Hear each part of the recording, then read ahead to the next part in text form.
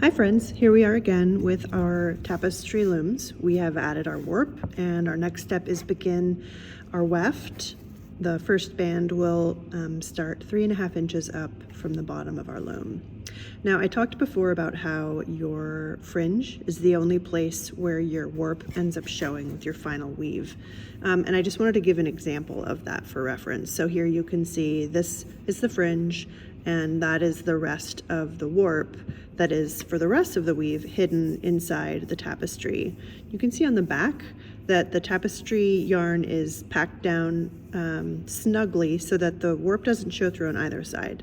In fact, the back looks pretty good, but you can also see all of the little nibbly end bits from where I've woven in the tails, and we'll do that after we've finished our weave as well. Okay. So what you're going to want to have ready for today is your warped loom, which should have 26 warps going across. The other thing that the things that you're going to need are a popsicle stick. It needs to be wider than your loom, just slightly is fine. Then you're going to need a pair of snips. You're going to need your fork, which this will act as your tapestry beater, and a tapestry needle. Tapestry needle, this is a particularly long one. It's a needle with a large eye here, and then a slightly blunt tip to avoid splitting your warp threads as you're weaving it through. So the next thing that I need to do to get started is to measure out my first color of yarn. So my yarn colors that I've chosen here is A, B, C, and then I've chosen this very dark yarn as D as my contrast. So I'm going to start with my yarn A, and you want, it's got a little knot on it. You do not want more than 2 lengths going from your hand to your armpit. And at this angle I can't show you that well, but what I'm doing is I'm reaching my arm out and I'm holding the end of the yarn here and then pulling the ball of yarn into my armpit. I mean, not like, super far into your armpit.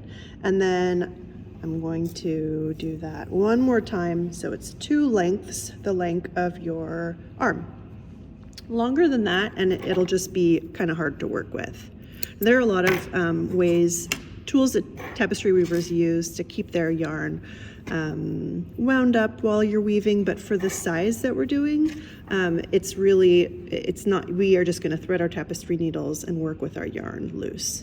So you're going to get sometimes you have to kind of like get the end of your yarn a little damp to thread it. You've got your needle threaded, and you just want to have a tail that's maybe 5 or 6 inches so you don't unthread it too easily. You don't need a knot at the end. Okay, so here I am, I've got my yarn ready. There's one more thing I need to do before I move forward, and that is set up my shed. Now, you're just gonna have to trust me that this is a really exciting thing to do and follow along. Here's my popsicle stick, and what I'm going to want to do is start on this right hand side and go under the first warp yarn and over the second, under the third, over the fourth, under the fifth, over the sixth, and continue on. It's really, really essential that you do this correctly. If you go out of sequence or you skip one of your warp threads, it'll mess your tapestry up the whole time you're weaving it. So after you've gotten that through, you're just going to really double check that it's correct. Now let's talk about why you want to do this. So plain weave, which is the kind of weaving that we're doing, and that's what you do for most tapestry, is a simple over, under, and then the next row you do the opposite, under, over. So what adding this popsicle stick allows you to do is to create something called a shed, which means in one direction, over here, okay, if I'm starting, and I'm gonna start going over, here I go, over, under, over, under, over, under, over, under. Here I go, voila. So I've had to kind of like fiddle with that all the way across, pull my yarn through, leave a tail of about 4 inches. Go ahead and scooch that row down to where your first line is that you've made. Okay, so now when I go back, the magic of the popsicle stick is that you've created a shed, and in the opposite direction you can now slide your needle right through. So it takes half of the time to do your weaving if you create a shed using a popsicle stick. Now it only works in one direction, the other direction you have to do the over and unders. Okay, here I am on my second row that I just did, and you might notice that I left a little like arc here, and that's called a bubble. Bubbling is something that you do to make sure that your ends, your edges, your selvages, these are called your selvages. Well, here, this is your selvage. Now, this is pretty dang good if I do say so myself. My selvages are pretty even. It's very common for tapestry weaving to pull in from the sides because of uneven tightness. So a way to get around that is by bubbling. So I made this arc across, and then in the middle of it, I'm just gonna tap that down. So I've got these cute little bubbles, and now I'm gonna take my fork, my tapestry beater, and I'm gonna scooch that down. Now your first few rows, they're just not gonna look that great. And that's not a problem, because after you get 5 or 6, as you beat them down, then it'll start looking snug and lovely and exciting. So you just kind of tough it out for the first few rows. Okay, it's pretty important at this point that you check and see, did I do this right? Yes. You'll also see that now that the weft is alternating through these rows, it's starting to evenly spread out your warp threads across the width of the loom. Okay, so now I'm going back the other way. So this is not the way where I can use my shed. I'm gonna go over, under, over, under, over, under. All the way across. And as before.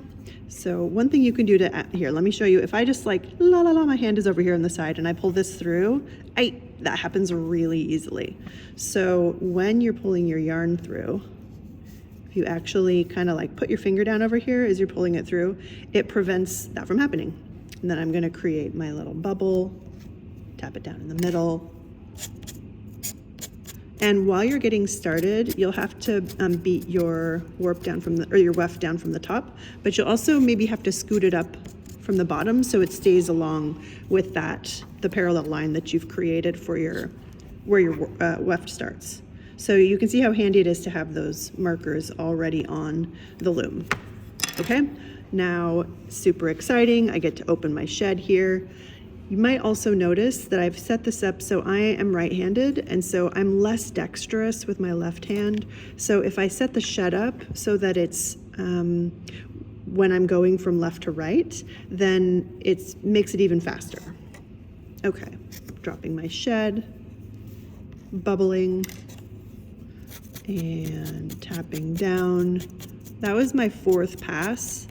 So now I'm just gonna pause for a second and take a look at my progress. So you can see that you can start to compress your rows of weft so that warp starts to disappear. But it's, as I said, it's gonna take a few more before it starts looking really good. Okay, you're gonna move forward and go all the way up to your 3/4 of an inch line that you made using the same color. If you run out, you're gonna leave a tail at the end and measure out 2 more armpit lengths and weave until you get to the top of that first section.